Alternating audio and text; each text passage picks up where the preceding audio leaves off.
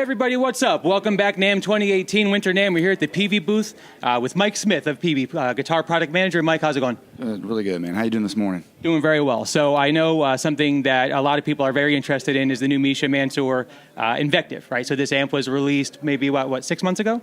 Yeah, exactly. And it's been in development for a couple of years. Misha actually has his Holy Grail amp is a 5150 block letter logo match transformer, a beast. And he had actually approached about doing an amp that had that, but also many other features.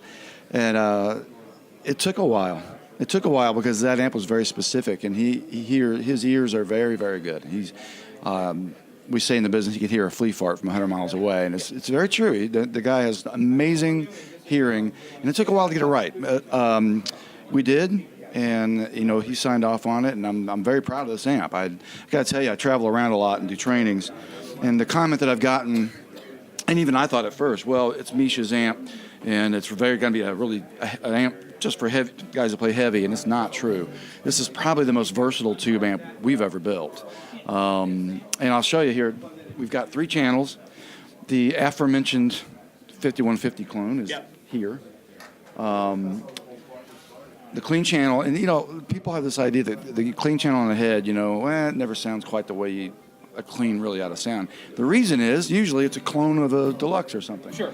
Well, deluxe is not a closed back, right? So that's the reason why it usually doesn't sound exciting. Kind of sounds dead because you're putting a channel meant for an open back cabinet into a closed back.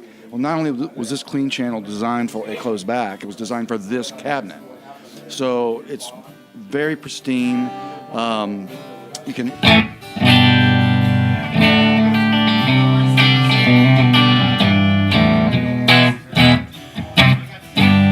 So it gets quacky and punchy, and a Telecaster makes the thing light up, country picking, the whole deal. You wouldn't expect that, right? Right, exactly. Yeah. But then I got this drive boost. This is a tube boost with a neck pickup.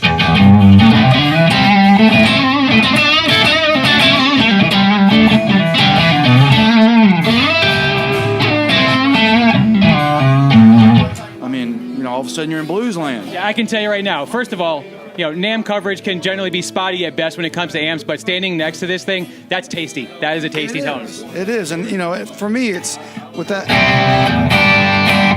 That actually means lower the gain a little bit here, and it starts to take on like a really hot rodded Princeton tone, especially with a telly.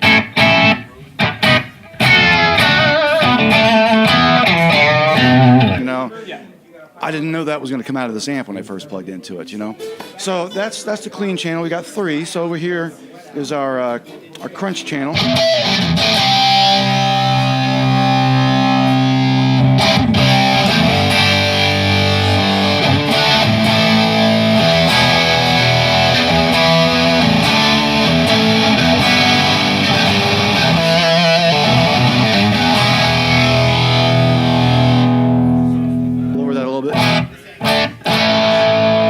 So that's your rock and roll channel, into your metal rhythm channel. Both of the lead channels here have a really cool feature. It's this gate. Okay, the gate is not a noise gate per se. It's more for palm muting. So I'm going to drop D real quick. I'm going to go to the lead channel.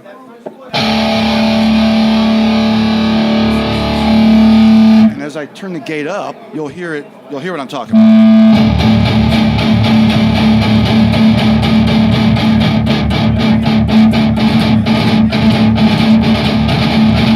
You can hear it's really for palm muting. So when you get into extended range or 7-string, it's really going to just make everything just that much more defined and a quicker response. Exactly, and that's the it's Periphery's MO right there. I mean, that's the whole thing. So, I was knocked out by that the first time I heard it. And there's also a boost over here too.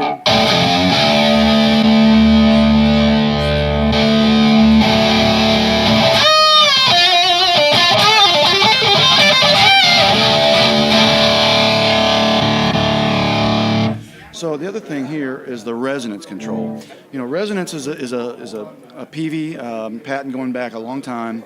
It's really what set the 6505. Right, I was going to say, if you've ever played a 6505, and if you're over the age of 12, you've played one. And I got to tell you, because of this cabinet, which is a solid pine cabinet with a Celestion Creamback H vintage 30 in an X pattern, it kind of revs up that resonance control to where it's a little more expressive. So you'll hear, I'm going to have it all the way down, then I'll turn it up.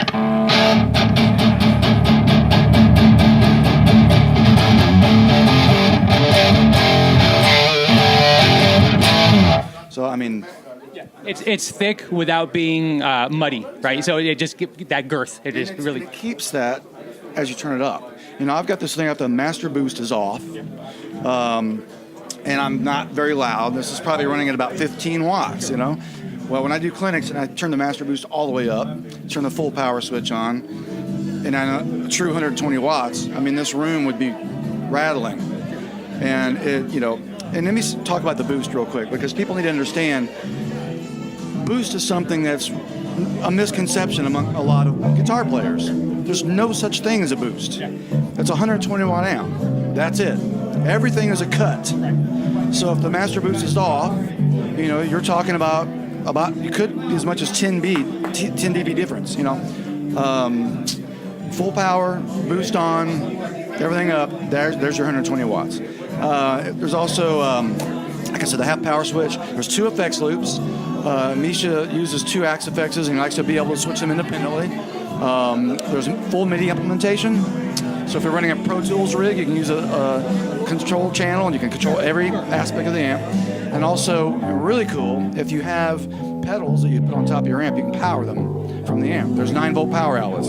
Awesome. So, I mean, as you can see, there's a lot more to this amp than just chunky metal. I mean, it's very versatile. Absolutely, and that's so. I spend a lot of time when I should be working on music forums, and scoping out gear. I love gear, big gearhead. And when this was announced, just the feature set alone that came with this, again, the power supplies, right? Because I know a lot of guys, they'll like a reverb and a delay always on, leave it on top of the amp. They don't want it on, the front of stage where it's going to get stepped on or beer spilled on or what have you. Very smart idea, very great. The gates, the built-in drives, fantastic. And I'm thank you for taking the time to show me and walk me through the amp, because there's a lot more tones in here than just modern metal, right? I mean, there's some rock for days, just what you had dialed in. Great rock tones. Anything you want to tell the folks in closing, Mike? This amp has been shipping for a while now, but not in huge numbers, right. So it's kind of tricky, and most of them are pre-sold. Yeah. So usually I say go to your local Peavey retailer and go check it out, and that's kind of tough right now. But they are shipping. They're building some. I think they were building them last week too. So they are going to be out in the world. Be patient. I know that's kind of tricky too, but get your hands on one. Call your retailer, put one on order. You will not be disappointed. I can promise you that. If I was a studio player, man, there's no way I wouldn't have one of these things. Seriously. So anyway, thanks for taking the time. Thanks, Mike. Appreciate it. Sounds fantastic. And what booth are you guys at again? We're at 201 A and B here. It's Winter NAMM on the 2nd floor. Awesome. Thanks again, man.